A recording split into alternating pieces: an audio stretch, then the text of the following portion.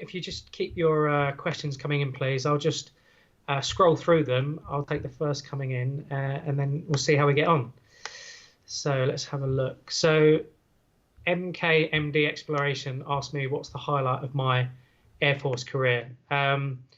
Actually, I have to say it's a fairly recent one. So the fly past that we did for the VE Day celebrations over London were a massive highlight in my career, because it was great that we were able to get up and do that. And because so many people were still in lockdown at the time, it was nice to be able to still commemorate the VE Day celebrations in a way that was very befitting of it. So that was a big highlight in my Air Force career, and as you know, just a couple of weeks ago really as well. So that's a good one. So let's have a look at the next one. Clarissa Fraser asked me, what's it like working with Perty and Bondi? Well, they're both great guys, very funny, very professional, like a lot of the team. So it's great working with them. It's great working with everyone that's on the team. Let's have a look here. So Jin Zhang asked me, can you comment on DACT in the Typhoon versus MiG-29 and F-16? And I can comment on that, actually. So Typhoon, MiG-29, F-16, they're both highly maneuverable jets. And it's one of those things with DACT, so for those that don't know, it's dissimilar air combat.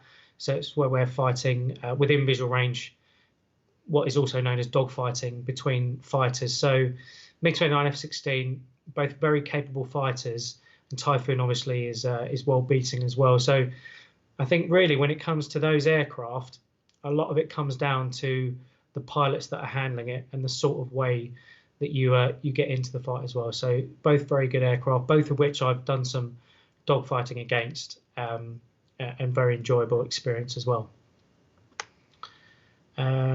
So next one down, Ivor221 asked me, is there any chance of parasol break, twizzle, and any new formations for this year? In my previous interview, I did suggest that there might be some new formations that we haven't seen for a while coming into the display. With everything that's gone on, we have had to cut the display down a little bit. So I don't want to give anything away, because hopefully we'll get to show the display at some point this year. But some of the formations that we're going to bring in, we've had to cut back, but I don't want to give any spoilers just yet. So I'm going to keep tight-lipped on that one. Lincoln Grasby asked me, where are we? Excuse me, it's just dropped. Lincoln Grasby asked me, what general attributes do you think are crucial for RAF pilots? So I think one of the first ones, you need to be very professional, and that's in your approach to flying, the way you do your flying, and then subsequently the way you debrief the flying as well. And in that, I would say honesty is a big thing, because you need to be able to recognize what's occurred and get to the bottom of it. And unless you're going to be honest about that, then that's going to be very difficult to do. So I think honesty and integrity goes into that as well. And there's a lot of other attributes that go into making a pilot, but I'd say they're sort of the top ones there. Jude Mal asked me, are we still able to use the sims at Valley at the moment? Yes, we are. So we maintain our emergency handling currency on the sims that are over at Valley. So we have certain times through the year when we'll go over there, we'll sit in there for about an hour or so, and the sim instructors will just put on malfunction on the aircraft, and we'll deal with them. And then that just allows us to maintain a bit of confidence. Should anything go wrong with the aircraft, that we'll know what to do in those situations. So yeah, we're absolutely able to keep on top of that at the moment. Wimpers2 asked me, was I on the tour of the United States last year? And if so, were there any difference between American audiences to European? I was lucky enough to get on the back end of the tour. So I didn't fly on the tour, but I went out there to meet the team for the last week or so down in Huntington Beach. And that's where the new guys, so myself, Critch, who's number 3, JT, who's number 4. We found out our numbers for this year. So it was nice just to go to America, see a little bit of what the boys have been getting up to and chat to them. But I can't comment, unfortunately, on any difference between American audiences and European. Let's have a look.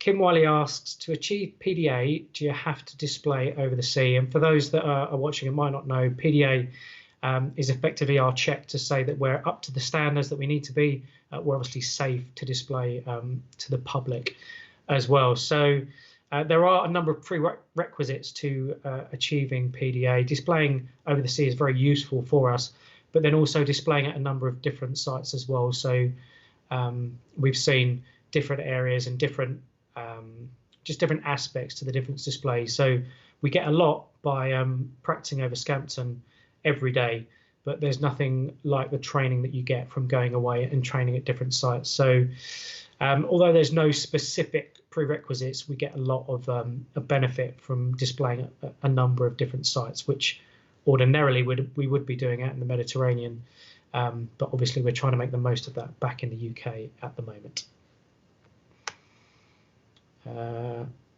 Let's scroll down here.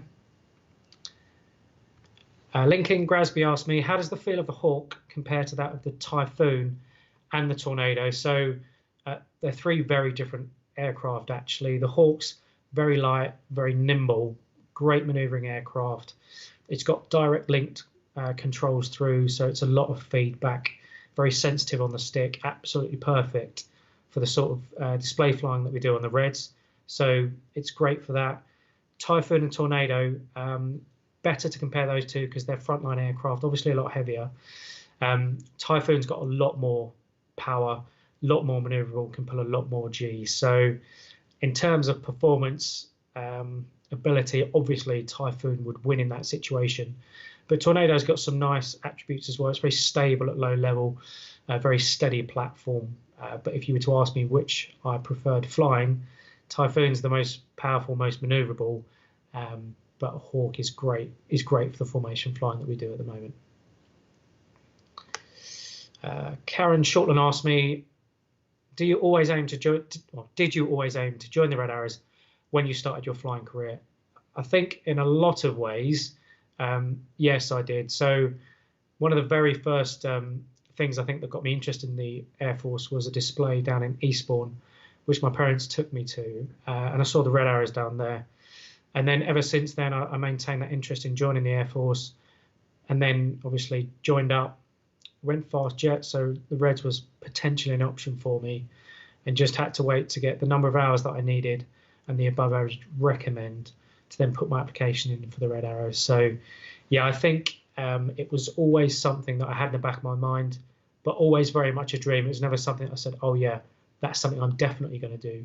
But it was always something that I definitely wanted to do. Nathan Dawson asked, did we train to use the gun on the Typhoon in the air-to-air and air-to-ground roles? And yes, we very much did. We trained specifically firing the gun air-to-ground, so I've strafed on Typhoon and the Tornado, in fact. We've not done any air-to-air live gunnery, but we practice all the time with simulated gunnery air-to-air. So yes, very much we do train to the gun on the Typhoon. Here we go.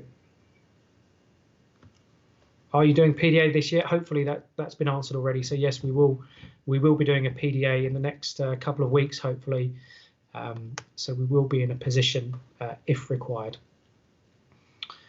Adrian Chard asks, you've flown Tornadoes, would you have liked to have flown the F3?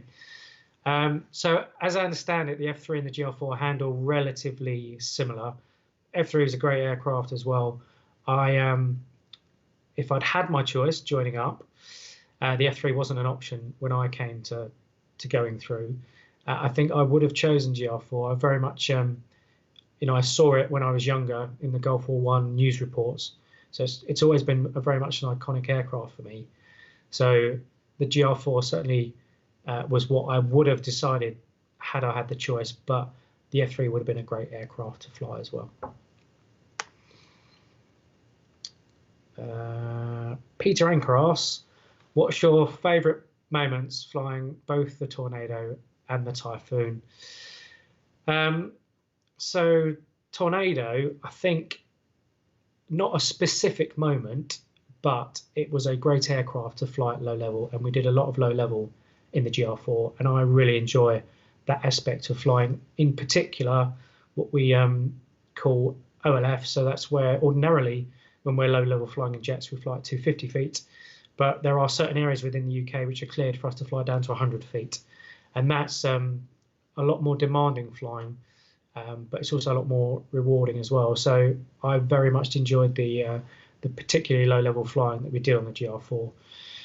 And then moments on the Typhoon, I think I probably mentioned this one in the aircrew interview previously, but it was flying on a red flag mission, which I'll just cover it again, is the big exercise that you do out in Las Vegas at Nellis, and all the big players are there, all the big nations, all the high-end jets. It's really the most high-end training that we'll do. And I remember my first red flag mission, and that still sticks in my mind because you do feel like you're kind of stepping up your game to be there with everyone else. And yeah, very memorable experience. So those are my two sort of favourite moments from Tornado and Typhoon. Something relevant to the Typhoon then. So MKD Exploration asks, what things are running through your mind when you get the scramble, visual on the target on inception, and how well does the RAF train you up to this task?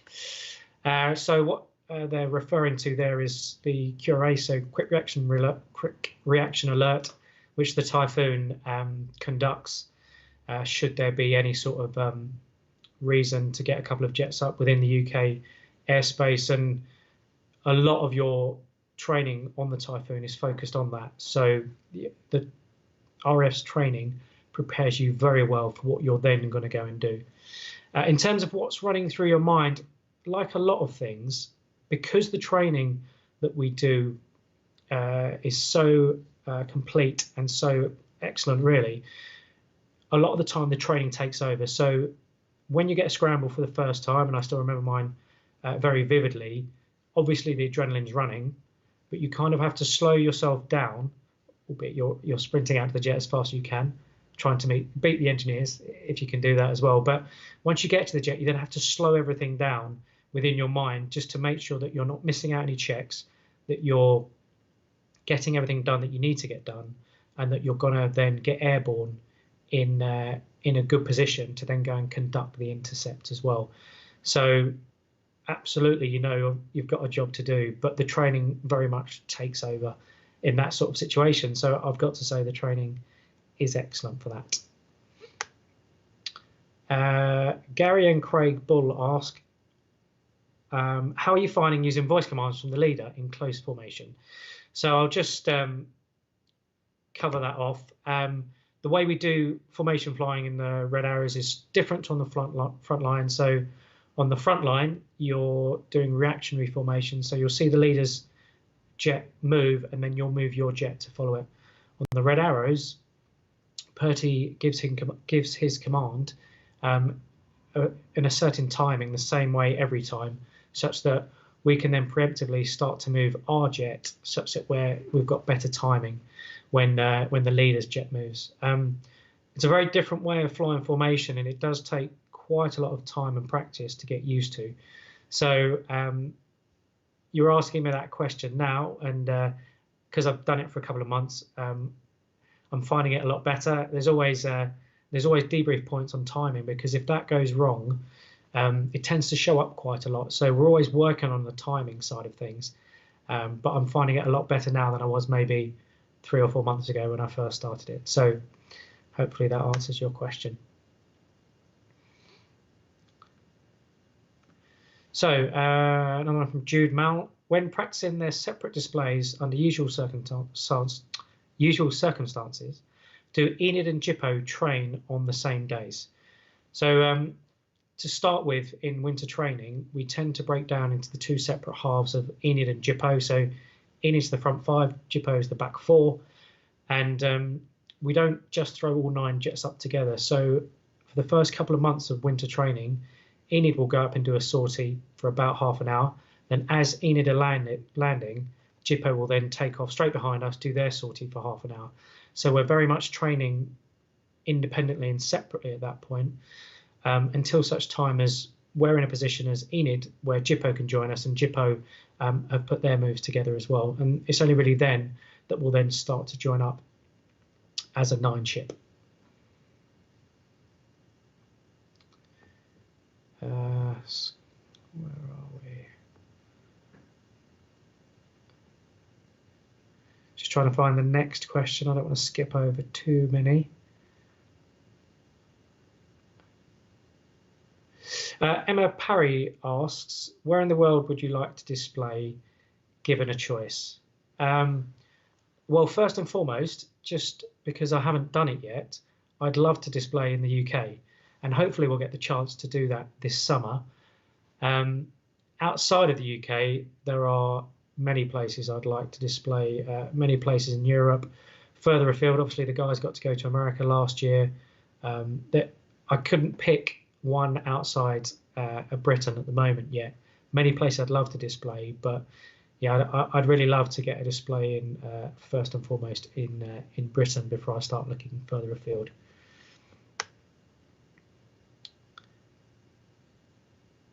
Oh, what's this?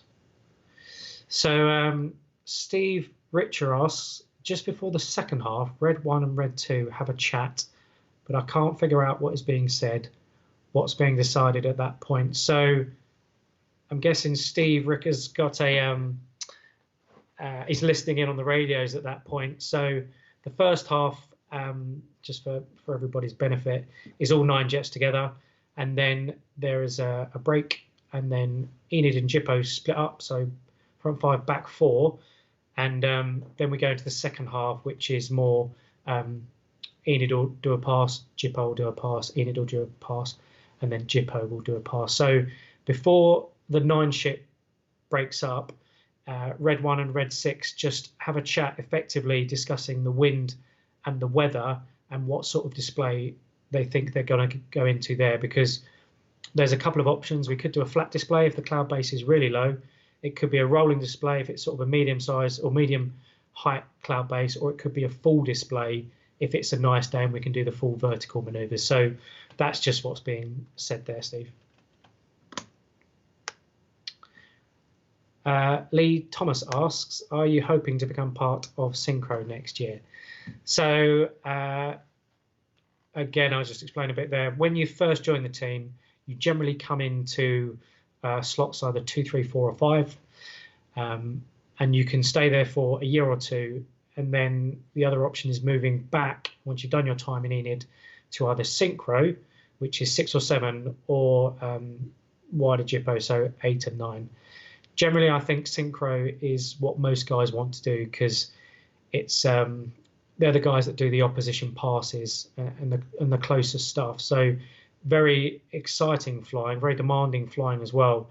And I think it's the sort of challenge that makes you want to join the Red Arrows in the first place, but then that makes you want to be in synchro as well. So yes, I would love to be in synchro if the opportunity arose. Having said that, there is no such thing as a bad position within the Red Arrows. So yes, I'd love to go for that, but I would be very happy with any position within the team.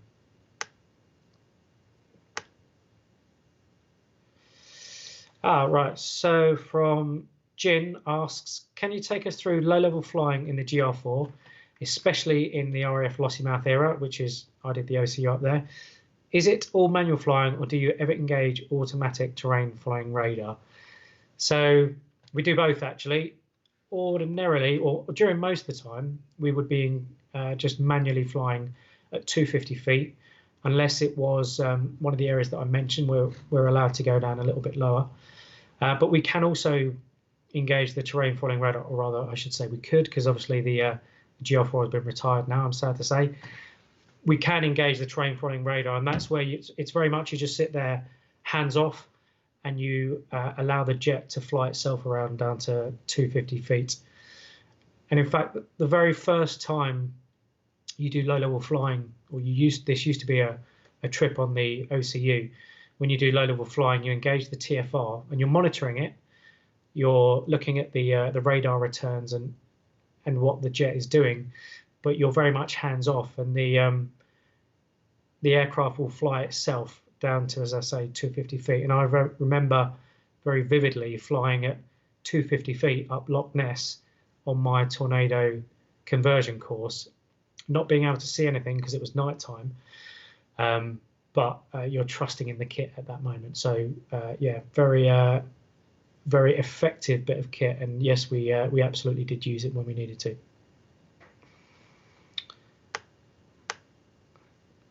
Okay, so Steph B, how will new pilots be selected to join the team this year? So it will be, in fact, sorry, no. So the team this year is going to stay the same. So we'll be looking to get pilots to join us next year. So that will be done very similarly to the way it's ordinarily done. So we'll have a selection week. Guys will come out. It will be a formal interview, a practice media interview, and then a flying test as well. So that will just be the normal process next year. So next question, Tamatisks asks, do you fly outside the Air Force in your spare time? Is it common to do so in the RAF? I personally don't fly outside of my flying in the Air Force. I find I get enough of it there. So at the weekends I tend to do other things. But actually lots of people do. There's a few guys who are members of flying clubs or who have got their own aircraft, and they will take themselves off at weekends to go flying. So I wouldn't say it's overly common, but there are a number of guys I know that do that. Let's go.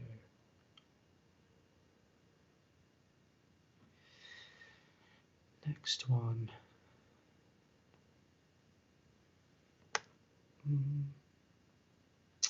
So another one from Jude. Are fans' photos or videos ever used in briefing and debriefing? So not so much. We've got the briefing side of things. We don't tend to look at photos or videos for that. We'll just talk ourselves through what we're about to go and do and get ourselves in the right frame of mind for it.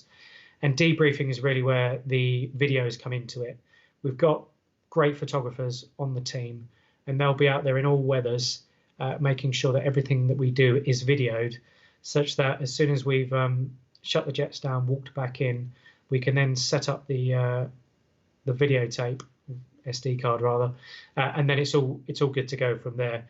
And just to give you an idea, so we'll play it through, we'll stop the video at certain points, talk about where certain aircraft are, reference where they should be, and then that's how we use that debriefing facility. So we absolutely appreciate all the photos and videos that all the fans take, and even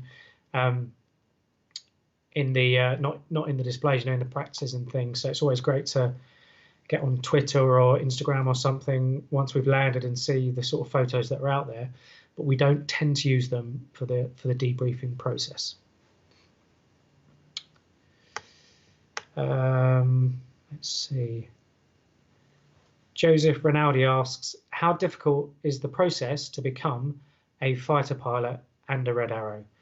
So I'll talk you through joining as a pilot, and then specifically the fast jet side of things, and then I'll talk a little bit about them becoming the Red Arrow. So joining up as a fighter pilot, the one thing I would say is just go to the RF website, because they'll have all the latest joining requirements and bits and pieces there. But I can just speak for myself. All the stuff that I know, you don't have to have a degree. You can apply prior to going to university. I did personally go to university and then joined up afterwards. You'll then do sort of 6 to 8 months of officer training, and after that it will then be into your flying training. So you're looking at about 60 hours on the tutor, or rather prefect now, and that's effectively a light aircraft where you're just doing your elementary flying training side of things. From there, if you're then streamed fast jet, you'll go on to what is now the Texan and the Hawk T2 at Bally, and then from there you'll be streamed. So at the moment, your two options will be either to go Typhoon or F-35. Once you've then got onto the front line, and you need to amass around about 1,500 hours once you're on the front line, and you also need an above average recommend, that's when you can then think about applying to the red arrows. So hopefully that answers that question.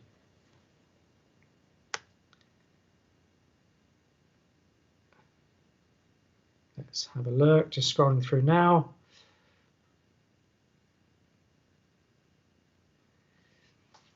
Danbuster 617, this is a sort of similar question to the one I just answered there. Danbuster 617 asks, I have recently sent off my RF application. Can you give any advice for the next steps? So if there is anyone out there thinking about joining the RAF, I think the best thing you can do is just read the information they gave you so you're prepared as well as you can be. And a bit of advice that was given to me, which I would very much stand by, is just be yourself. I think, and I was probably guilty of this when I joined the RAF, I had in my mind what the RAF was expecting in an officer or in a pilot, and that's just not true. You know, there's no two officers are the same, no two pilots are the same. We're all very different. So just be yourself, and throughout the whole application process, and if you can, your whole career, just try to be as enthusiastic as you can be, and show that you've got that real urge and desire to join the RAF, and I'm sure that will come through, and that will stand you in good stead for your application. And best of luck. Oh, this is a good one. So Jin asks, was it difficult holding the last name of Cambridge while studying in Oxford? So he's obviously been doing his homework on me there. So it was commented on a few times when I was at uni in Oxford that my surname's Cambridge, but luckily the banter wasn't too harsh. So yeah, it wasn't too bad. Lee Thomas asks, if you could take anyone up flying in the back seat, who would it be? Oh, that's a good question. I hadn't thought about that. But with the Top Gun movie coming out soon, I think I'd quite like to take Tom Cruise up flying, because certainly people from my generation, a few before, and maybe a few after, although I talked to some of the new guys coming through now about Top Gun, and they don't know what I'm talking about. So I think for a lot of people, Top Gun was probably one of the main reasons they wanted to join the RAF. So probably as some sort of payback, I should take Tom Cruise up. So we'll see if we can get that organised.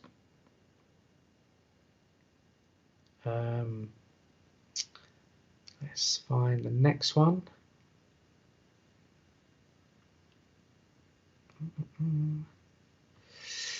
So Nathan Dawson asks a QRA related question. Would QRA launch even if the weather was dangerous? Yes, I mean it's got to be really bad weather for for the Typhoon not to get airborne.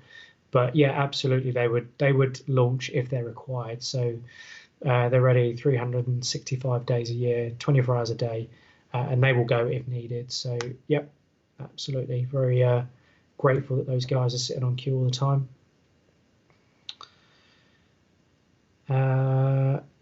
Iceman95 asks, what's the fastest speed you've seen in a Typhoon? Is the limit on the tanks low? No, not particularly.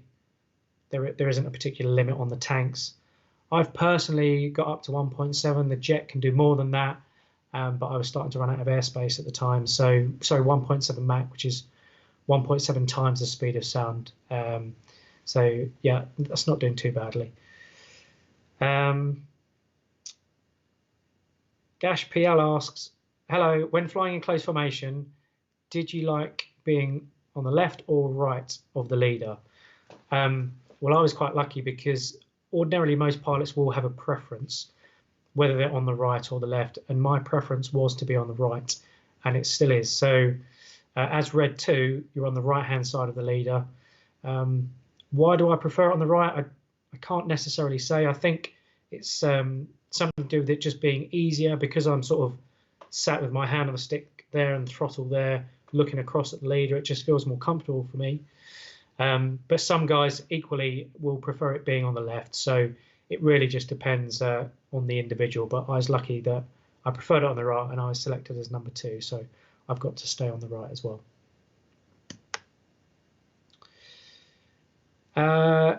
Templar 7832 asks, "Hi Will, we saw your first application for the Reds on Kings of the Sky on Channel 5. Sadly, you didn't make it. What happened since then that you got in?" It's a good question. Yeah, so I had 2 applications to get into the Reds. The first time round wasn't successful, and then second time round, I'm happy to say I got in. So first time around, the flying test I found very tricky. Unfortunately, I wasn't able to get down and do any pre-flying on the Hawk prior to going out and flying on the shortlist, and I just found the difference between the way the Typhoon handled and the way the Hawk handled was just a bit too much for me to put in a decent flying test performance on my first shortlist. Second time round, so a year later, I'd gone up to Leeming and I was able to get a flight or 2 in the back seat with the instructors in the front there, and at the end of the sortie just get a couple of minutes handling the jet, which proved very useful actually, and meant that when I came to do the flying test second time round, although I was obviously nervous as you might expect, I knew I would be able to then put in a better performance, and I did that. So yeah, luckily enough, was able to get in second time round.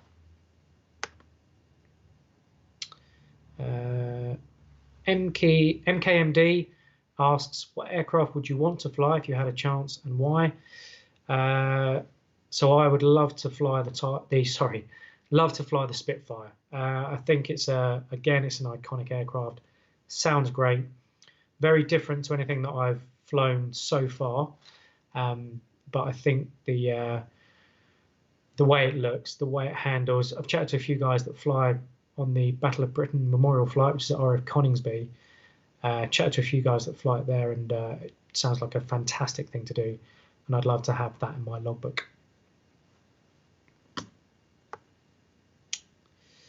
Let's have a look. So the next one from John Ellis: "Do you think section landings are particularly risky, or just when the wingman is inexperienced?" I think by section landings, he's probably referring to formation landing there, I'm guessing. So that's when you've got 2 jets together that will maintain formation and then land in that formation. I don't think it's particularly risky. It's something that we train to in the RAF, so we'll do it all the way through training right on the initial aircraft and then right onto the front line as well. So I don't think it's any more risky than anything else we do, but like everything we do, it needs to be fully briefed, fully practiced, and then there shouldn't be any issues with it.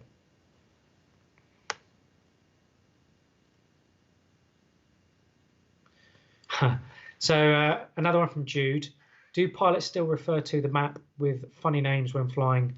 Apparently I live near a few." So this used to be more of a thing, I think, when this was for specific landmarks around the UK.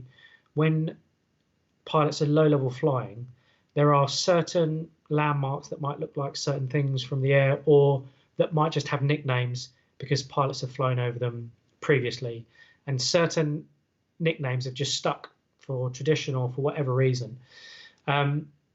It's not so much a thing now, I don't think, within the RAF, because we don't do quite so much low-level flying. I've seen old versions of the map, but we don't tend to refer to it so much now. Also, particularly because when we fly around at low level now, we're on a low-level common frequency, so we're referring to specific geographic features, such that if anybody that is on that low-level frequency, including, well, any aircraft really, that they know specifically where we're talking about. So I'm aware of the map that you're talking about, Jude, but I don't think it's quite so prevalent now with the sort of flying that we do.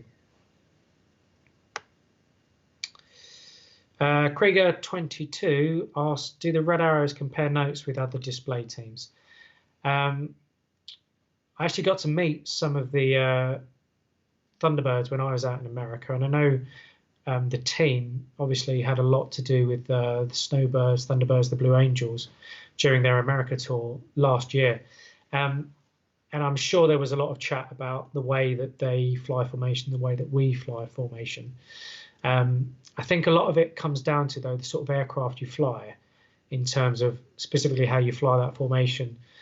So I'm not sure how much note swapping was going on, but I'm sure there was a lot of discussion about it. And then another question picking up on that from Jin again, who asked, the Blue Angels use a counterweight on the stick to dampen pilot inputs. Do the Red Arrows use a similar system in the Hawk to dampen pilot inputs?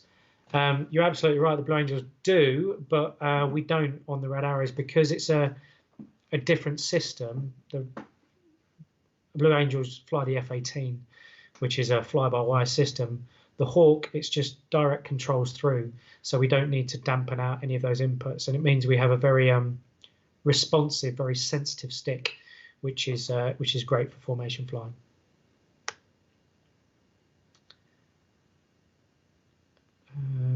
Right, let's have a look at. Let's see if we can find the next one. So, Tamatisk asks, "What's the best part of being in the RAF in general?" So, I'll give a couple of answers to this. So, for me, the best part of being in the RAF is being able to fly, because it's just a great thing to be able to do. It's something I always wanted to do. So be that the flying you're doing through flying training, flying on the front line, Tornado or Typhoon, or the sort of flying I'm doing now, which is the most challenging and most rewarding flying I've ever done. So for me, that's one of the specifically best parts about being in the RAF. But I will mention being in the RAF in general. It will sound a little cliched, but it's actually the people you work with. So every day it's great to go to work, especially now, to be part of a team. And that team for me isn't just the 9 pilots, but it's all part of the wider part of the Red Arrows as well. So it's all of the engineers that you meet on a daily basis. It's all of the other support staff as well. So the adminers, the photographers, the ops staff. And it's all one big team effort to try and put on that Red Arrows display. So I know it sounds a little cliche, but really it is the people you work with and the professional nature of those people.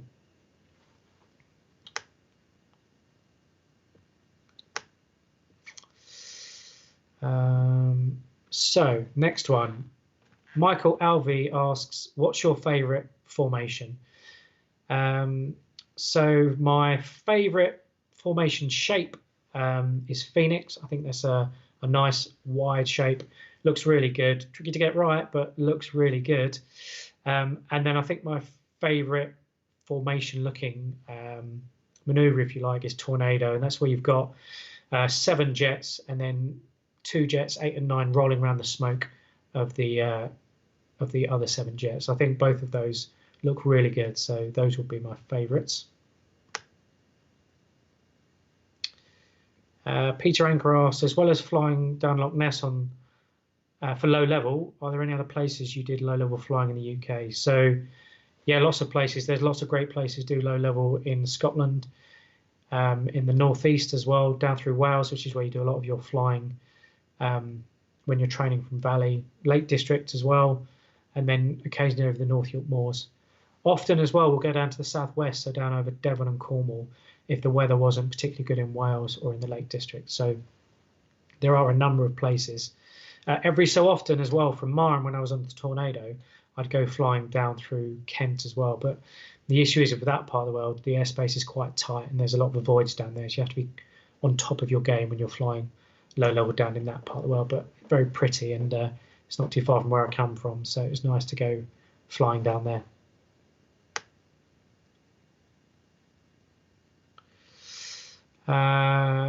Let's have a thought. Rubinator 1996, will you apply to be an astronaut?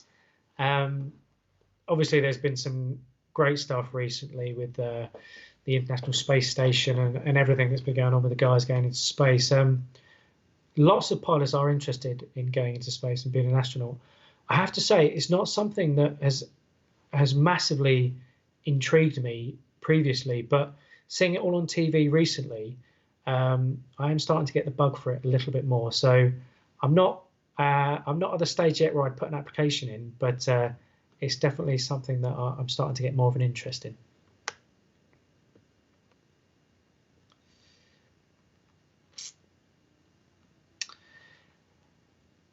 So Joseph asks, do I know if the display season goes ahead? Will we display at Duxford? Unfortunately, it's all still very much in a state of flux at the moment, so I don't know any displays or any of the details if we do get to display this year. So as I say, as a team, we're just putting ourselves in a position where if we are able to display, and we would love to, we're able to do that. So we're really going forward with the training at the moment as much as we can do. But I'm afraid I can't comment on any displays which have been confirmed or otherwise at the moment. Gash PL says that he hears Tom Cruise didn't like flying the F-14 as a result of motion sickness. Well, I'll make sure if I do get to fly him that I'm very steady with the stick and I don't put any big inputs in, so hopefully I won't make him sick.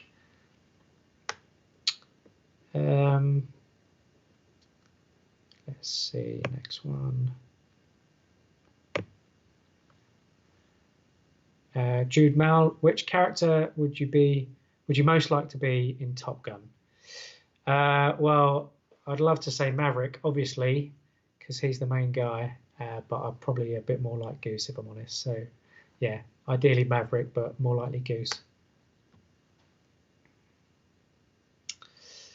Hi, Will. If you could do an exchange with another display team, which would you choose? That's from Tony S. Obviously, there's a lot of really excellent display teams out there. However, growing up, I always had a bit of a soft spot for the F-16. So I think if I had the choice, I'd like to go fly with the Thunderbirds. They put on a great show. Also, it means I'd be able to get F-16 in my logbook. So that would be 2 big ticks for me. So that'd be a great thing to be able to do.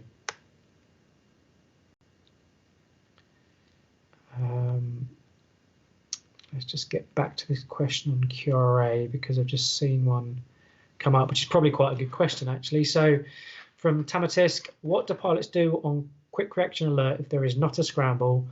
Are there other duties to do, or is it a lot of sitting around? Well, yeah, you've got it in one there, really. There is a lot of sitting around. And don't forget as well, the guys are at very few minutes readiness to get airborne. So not only are they sitting around, but they're sat around in kit as well, such that if they do get the shout, they can then sprint straight to the aircraft, jump straight in and get it going. So there is a lot of sitting around, but it's one of those where they're not fully relaxed because they know at any moment they might get a call. So what most people do is take it as an opportunity to catch up on some admin, do some secondary duty bits and pieces, probably have the TV on in the background as well. But yeah, to answer your question, there is a lot of sitting around. Michael Alvey asks, what was your reaction when you found out you were chosen to fly with the Red Arrows? I was very chuffed, to say the least. So it happened through a phone call with the station commander. I called him up. He made polite chit chat for a minute or two, which obviously I took part in, although I wasn't really listening to what he was saying. I just wanted to get on to the news of whether I'd got in or not. And then thankfully he relented and gave me the good news. Yeah, it was a fantastic feeling. So one I'll never really forget. As I say, the Red Arrows is something that, if I'm honest, really probably attracted me to the Air Force in the first place. And to be able to be part of it now, such an iconic part of British aviation, really, and to be part of the team, it's just fantastic. So yeah, it was a very happy moment for me.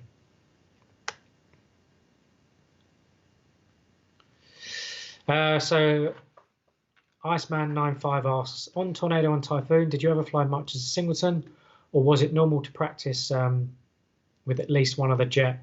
Yeah, very much. We would occasionally go and do singleton trips, but that would normally be just for currency flying. So the normal flying that we would do would be at least as a pair, if not as a 4-ship.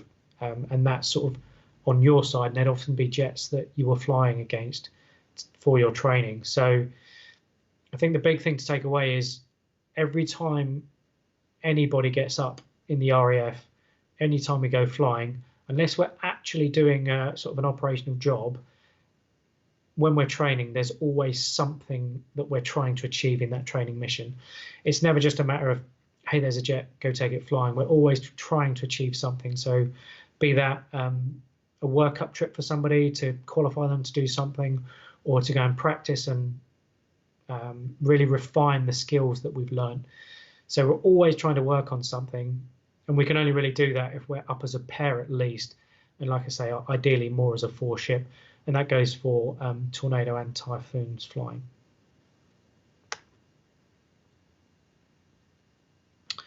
Joseph Rinaldi asks, how do you apply for the Reds after you've completed the appropriate hours? He'd love to be one, as he's an air cadet at the moment. Well, good luck to you, Joseph, if you do decide to join up and then become a pilot, and then ultimately go on to join the Reds. So very best of luck with that.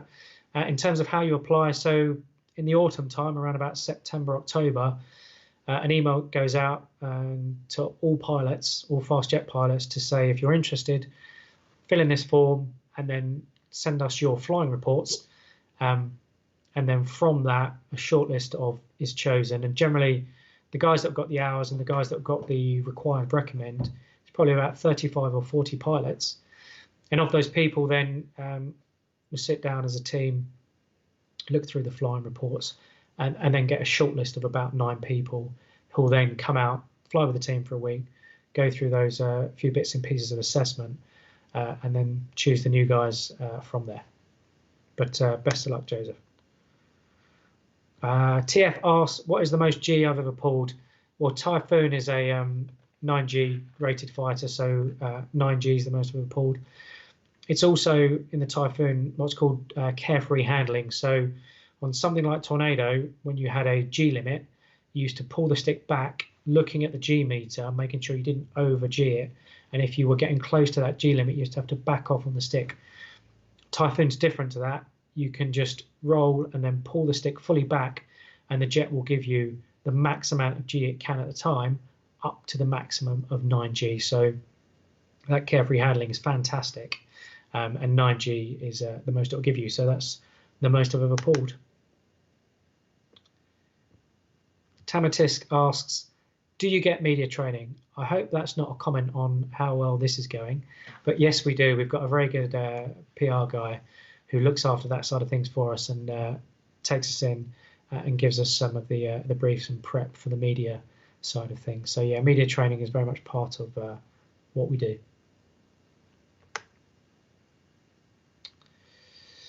Krieger22 asks, what's the most enjoyable moment I've had so far during my time in the Red Arrows? And albeit it is my only public event really with the Red Arrows, but it was the VE Day celebrations and the fly past over London, which was a very special moment. So I really enjoyed that.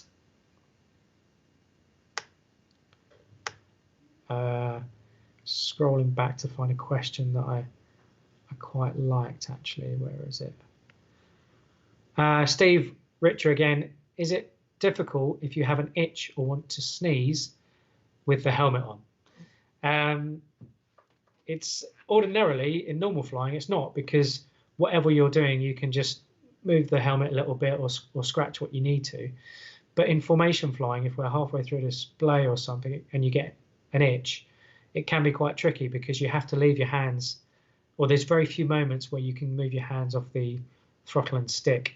So that can become a bit irritating, and you just have to live with it for sort of 5 or 10 minutes before you get a chance to have a breather and then maybe scratch the itch. So yeah, it can be an issue when you're doing the formation stuff.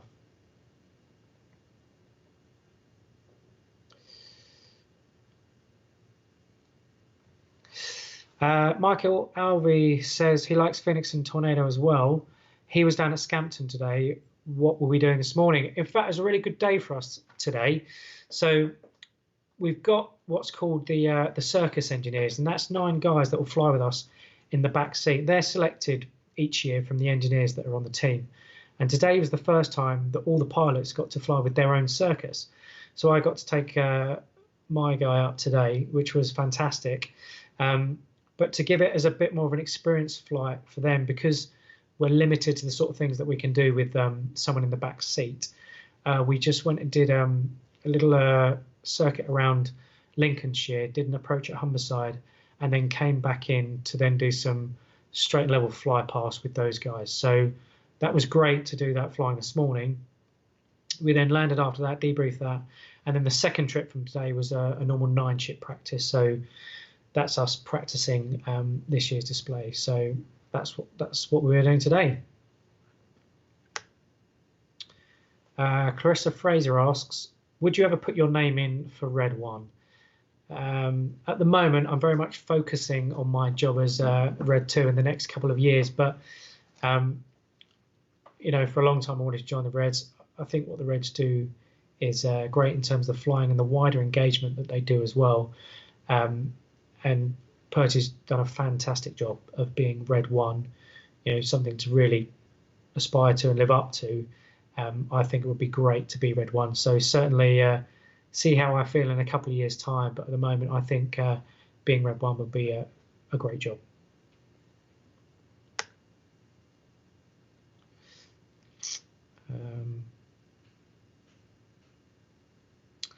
Let's have a look. We've got a couple of minutes left, so I'm just trying to scroll through.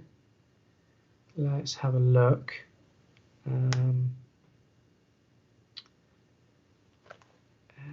So from Jen asks, it's got to be a GR4 question I'm going for, isn't it? So with the reverse thrusters, can the GR4 land on very short runways, and can it even taxi in reverse? Well, yes, it can land on very short runways. In terms of reversing a GR4, I never tried it. You might have some issues when you then came to slowing down, going backwards. So I never tried that. You might need to ask some other GR4 pilots about that. Let's have a look. Thomas Needham. Oh, this is a relevant one. What do you think about the Red Arrows move to RF Waddington? So first and foremost, I think it's fantastic that we're getting to stay in Lincolnshire. We get a lot of support from the people of Lincolnshire, which we really appreciate. And the fact we're going to Waddington, it's only just down the road. So that's hopefully going to work out really well for us. Exactly when that's going to happen, how that's going to happen, obviously that's yet to be decided. But I know the planning has very much started for it already, and we're very much looking forward to the move and happy to see how that all goes. So, yeah, it's going to be a good move for us. Well, Will, that's been an absolutely brilliant Q&A, and thank you very much for your time, because there was some brilliant questions, and yeah, your answers were absolutely brilliant, and so thank you very much. Not a problem at all. I've enjoyed that, and thanks to everyone that asked a question. Unfortunately, I couldn't get to all of them, but thank you for asking them. Brilliant. If you stay online for like 2 minutes, Will, we can have a bit of a debrief. That'd be great. Yeah, no problem. Thanks, guys, and thanks for your questions. So enjoy your evening, wherever you are. So thank you very much. Thanks very much.